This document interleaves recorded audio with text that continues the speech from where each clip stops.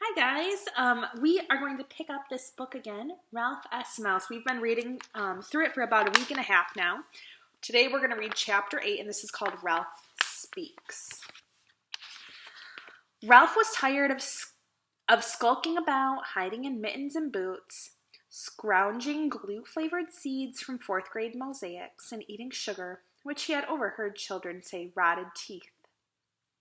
He was nervous about the mouse hunt that was about to begin at Sneed Elementary School, all because he had innocently wanted to leave the inn to save an old man's job. Ralph felt that he was being blamed for everything that went wrong, and that trying to be good was not worthwhile. Ralph left Melissa's boot because he did not want Ryan to find him. He slipped behind a row of textbooks on health in a bookcase under the window and sat there, pondering large problems such as the unfairness of life and the shortage of liberty and justice for well-meaning mice. Ralph longed to return to the inn, but he knew that even if he found a way to get there, he could never face the jeering little relatives. First, they would demand to know what had happened to his motorcycle. Then they would tell him it served him right that it was broken because he had been so selfish. But I've got to go someplace, Ralph decided. Perhaps he could move into a restaurant in Cucaracha. Now that the snow was melting, there was no longer any danger of being buried.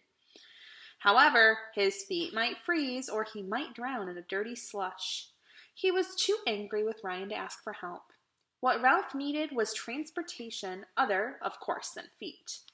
Ralph tried to make plans. If he could somehow get hold of the pieces of his motorcycle, and if he could manage to nip off a strand of Miss Kay's strong hair, perhaps he could tie his motorcycle together again. While Ralph sat brooding behind the books, he was not forgotten by Room 5, who found the problems of a mouse much more interesting than making sentences out of spelling words. Hands were raised and questions asked. But Miss Kay, don't you think we should try to find Ralph? Somebody might step on him. Miss Kay, how are you going to investigate the school for mice? Miss Kay, will they poison Ralph? Miss Kay laid down her chalk and gave up trying to teach.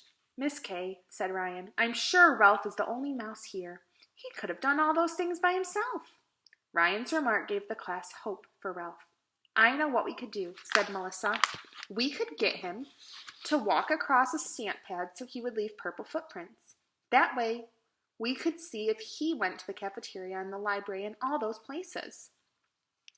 Ralph groaned. Purple feet? That Melissa and her bright ideas. The class was quick to point out that the ink would soon wear off and that Ralph would have to keep running back to the stamp pad, which no mouse would do. Anyway, they would have to find him first. Well, class, said Miss Kay, I can see that we are not going to get any work done until we find out more about the superintendent's investigation. If you will promise to work quietly on your spelling sentences, I will go ask Mr. Tanner what he plans to do. The class promised. Of course, they would work quietly. Didn't they always work quietly when the teacher left the room? Ralph climbed to the top of a book to watch. As soon as Miss Kay left, Melissa, taking the precaution of leaving the door open, posted herself as a lookout. When the teacher was safely out of sight, everyone began to whisper at once. Wads of paper flew back and forth. Ryan pulled the broken motorcycle out of his pocket and said to Brad, See what you did?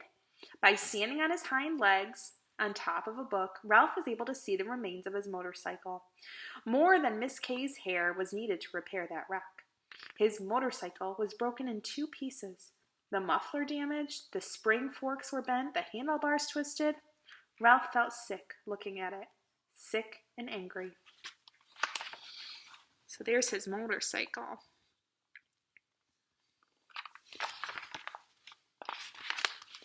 Brad scowled. Why don't you buy him another? You're a rich kid. Why should he, thought Ralph. Brad was the one who broke it. I'm not a rich kid. Ryan was astonished by Brad's remark. Then how come you live in a hotel? Demanded Brad. Because my mother works there, said Ryan. I eat in the kitchen with the maids and waitresses. Oh. Obviously Brad had not known this. Where's your father? I don't know. Ryan was sensitive about this subject. Someplace, I guess. Psst, hissed Melissa, and scooted back to her seat. Quiet as mice, thought Ralph, as heads bent over spelling words. Miss Kay was smiling as she walked to the front of the room. The class looked up, waiting for her answer.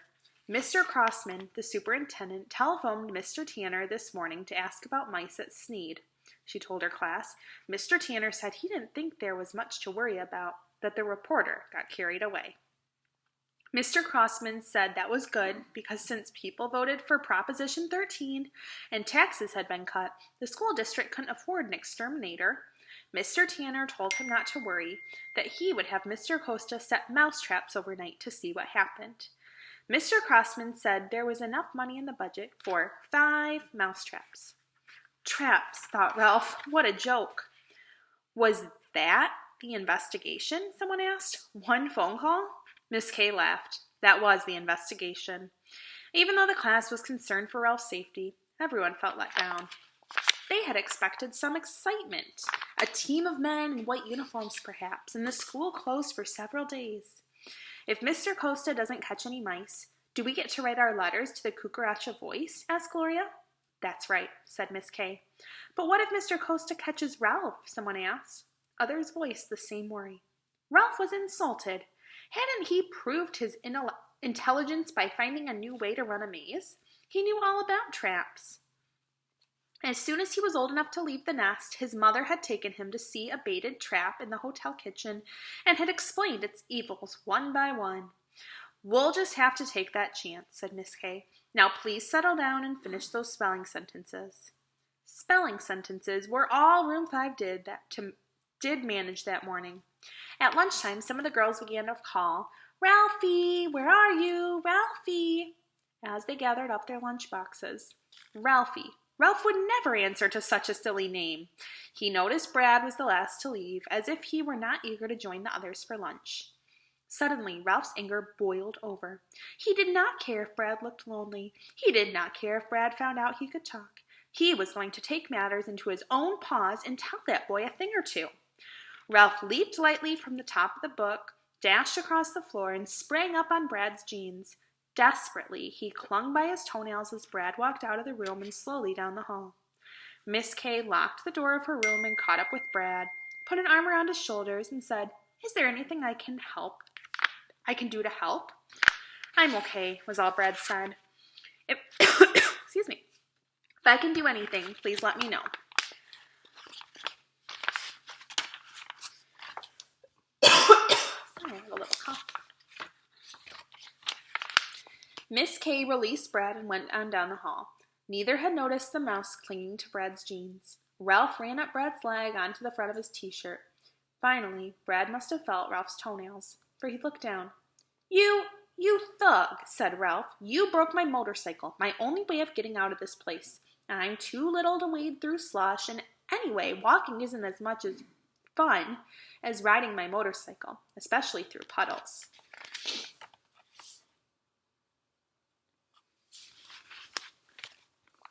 Brad stared at Ralph. You can talk, he said, as if he didn't believe it. Of course I can talk, said Ralph. Not many people can understand me, but I can talk.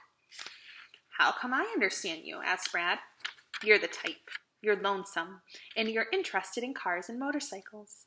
That's the sort of person who understands me. Brad seemed to be thinking this answer over as Ralph continued. How come you're lonesome? You're not a new boy in school like Ryan. None of your business, said Brad. Then, realizing he had admitted more than he intended, he contradicted himself. I'm not lonesome. Oh, come on, coaxed Ralph, who by now was genuinely curious. You can tell me. Brad was stubbornly silent. I'm just a little mouse, you know, Ralph reminded him. Well, I live with my father and Arfie, my dog. My folks got divorced and my mom doesn't live with us anymore. It's lonesome without her, confessed Brad. Oh, too bad. Ralph was sympathetic. His own mother nagged him, but he missed her right now. Ryan's lonesome too, because he's new here, Ralph told Brad. You two should get together. Suddenly, Brad laughed, the first time Ralph had ever heard him laugh. I don't believe this, he said. A mouse telling me what to do. Ralph's feelings were hurt. Don't believe it then, he said, remembering his motorcycle. Aw, don't be mad. Brad was sorry he had hurt Ralph's feelings. Let's be friends. Why should we? Asked Ralph in his coldest squeak. You wanted to make the maze too hard. You pushed my friend and broke my motorcycle. Why should we be friends? Because began Brad, and then he stopped. Look, I don't know. Ryan had a motorcycle in his pocket. I didn't know Ryan had a motorcycle in his pocket, or you either. I thought he was a rich... Oh, never mind what I thought. Was that really your motorcycle? Yes, it was. Ralph spoke in his crossest voice. A boy gave it to me. Wow, breathed Brad. A mouse with a motorcycle. Can you ride it? Not when it's broken, said Ralph. Now put me down and go eat your lunch. I need a little rest. Mice are supposed to be nocturnal, you know, and I need my sleep in the daytime. Miss Kay locked the door, Brad reminded him, and you shouldn't be running around the halls where you can get stepped on. No problem. I can go under the door, said Ralph. Will you talk to me again? Asked Brad, as he used the hand not in the sling to set Ralph on the floor. Maybe, maybe not, answered Ralph. It all depends. With that non-committal reply, he flattened himself and slipped under the door into the empty classroom. Inside, he entered what had become his home away from home, Melissa's boot. He felt that he had only dozed off when Ryan's hand closed around him. Gotcha, said Ryan. Put me down, snarled Ralph, needing his rest. Brad was right, said Ryan. I didn't think you would come back, but he said he found you and you talked to him. The class began to return and to crowd around Ryan. You found him, they said. Miss Kay, Ralph's safe. Where will we keep him? We can't let him get caught in a trap. Traps, snapped Ralph. Do you think I'm stupid? Only Ryan and Brad understood him. Let's put him in the fishbowl for the time being, said Miss Kay. Oh no, groaned Ralph. Not again. I think Ralph likes more privacy, said Ryan. There's that old mitten that's been lying around, said Melissa. He could have it to sleep in. In spite of Ralph's struggles, he found himself once again in the fishbowl, this time with the old mitten. Furious with Ryan for not managing to save him from the indignity, he had crawled into the thumb where he thought mean thoughts about everyone in room 5. Just before the last bell rang, Ryan set a bottle cap full of water in the fishbowl, along with the corner of a granola bar Miss Kay had given him. Now take it easy, he whispered. You stay where you're safe tonight, and tomorrow we'll get you out of here. I promise. Ralph refused to come out of the mitten thumb to answer. Later, when Mr. Costa came in to sweep, he listened to the radio sing a mournful song about a lonely truck driver in jail who longed for his 18-wheel rig in the open highway. And all I want is 2 wheels, thought sad and lonely Ralph. Well, that is the end of Chapter 8. We'll have to see what happens in Chapter 9 tomorrow.